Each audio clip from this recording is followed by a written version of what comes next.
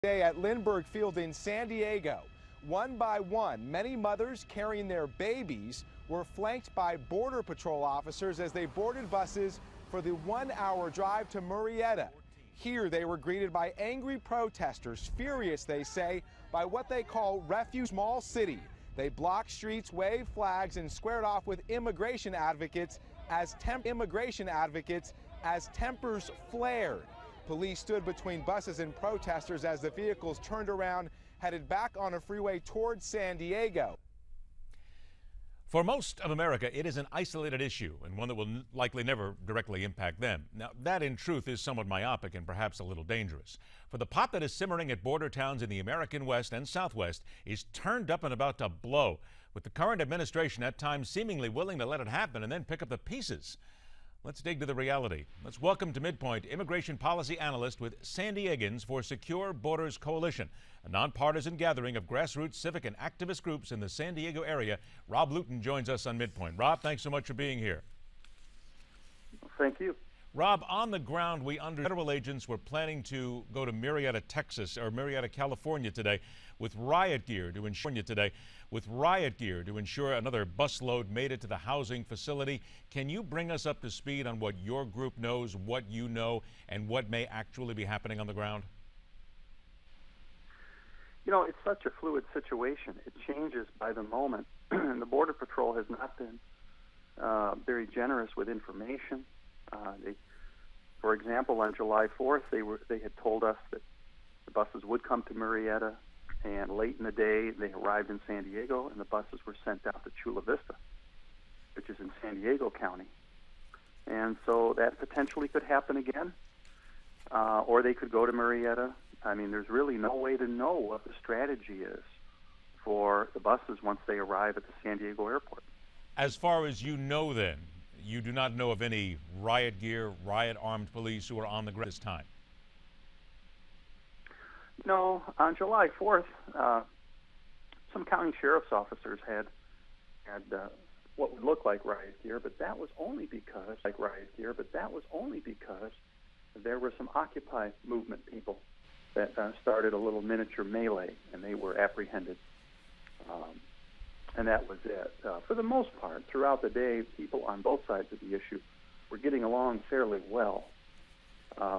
There was some, just a few people that were a little more, I guess you could call them bombastic or emotional. But for the most part, people were just waiting for the buses to arrive and see what would happen.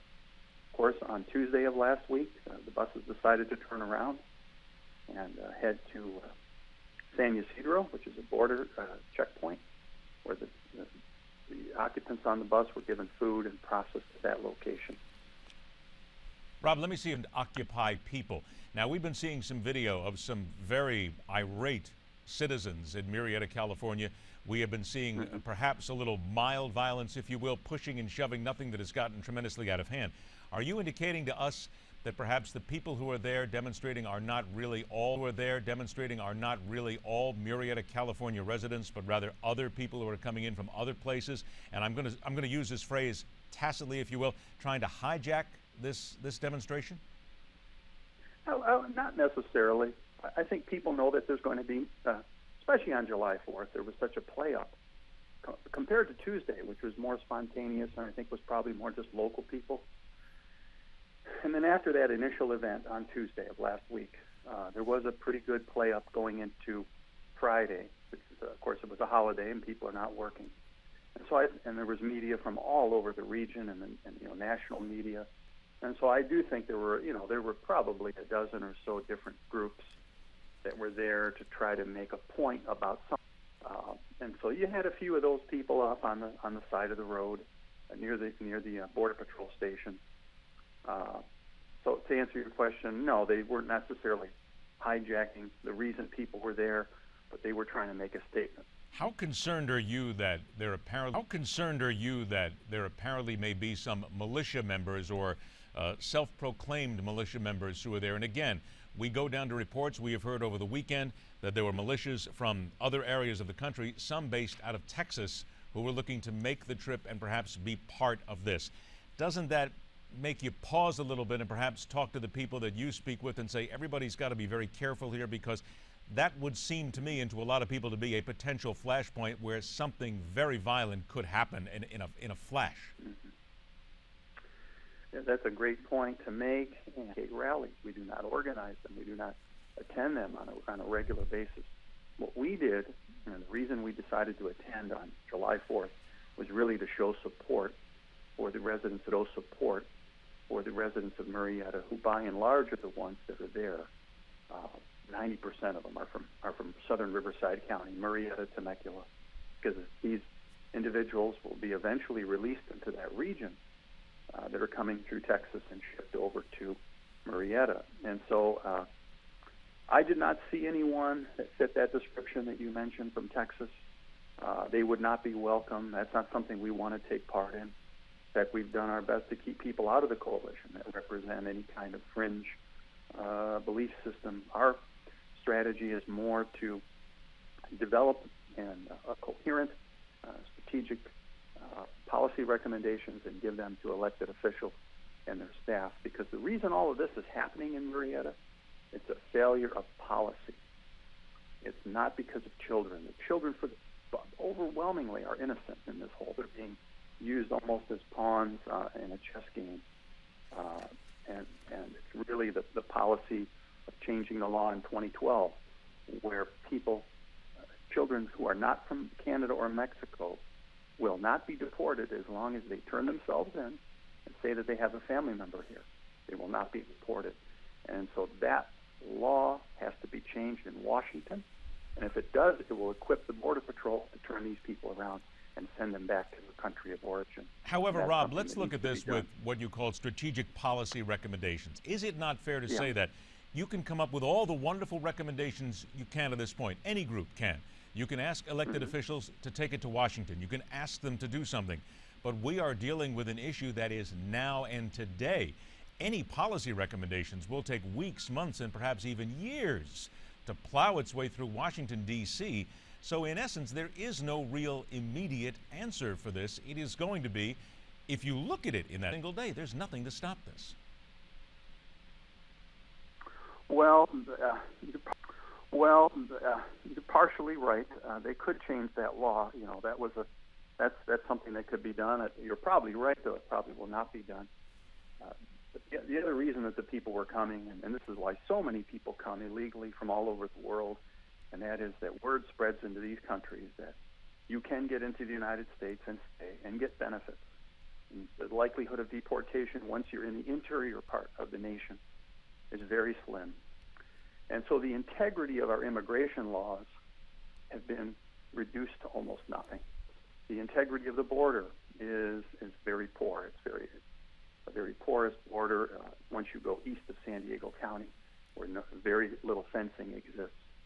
And so until you reestablish integrity on the border and integrity in our immigration laws, so the Border Patrol is not emasculate job and deport people, and that word trickles down into some of these Central American countries that it's not tolerable to enter a country illegally.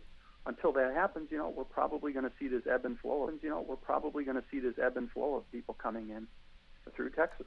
Then what which can is very be done? Unfortunate. Then what can be done now is the question that people on both sides are asking and are not getting any answers to.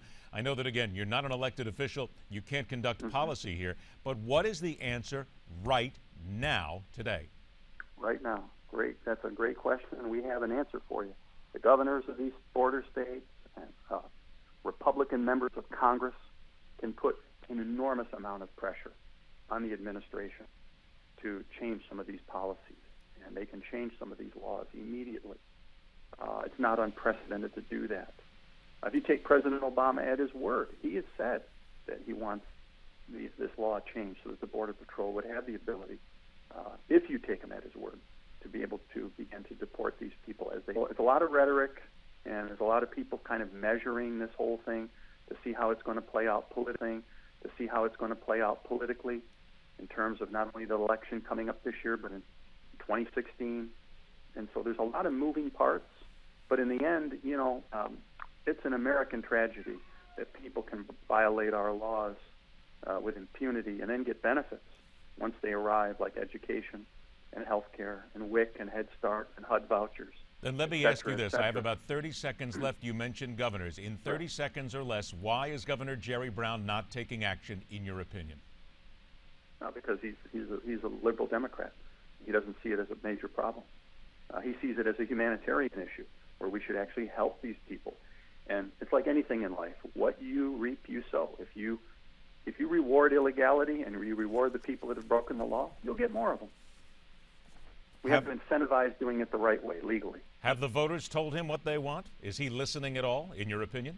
Oh, the voters in California, unfortunately, a majority of them will vote for people like Jerry Brown. So we have a demographic electorate now that supports people breaking the law. And that, too, is a whole separate issue, but a very unfortunate Take it another time. Rob, thank you very much for your time. I look forward to speaking to you again. Be safe. Thank you. And be safe.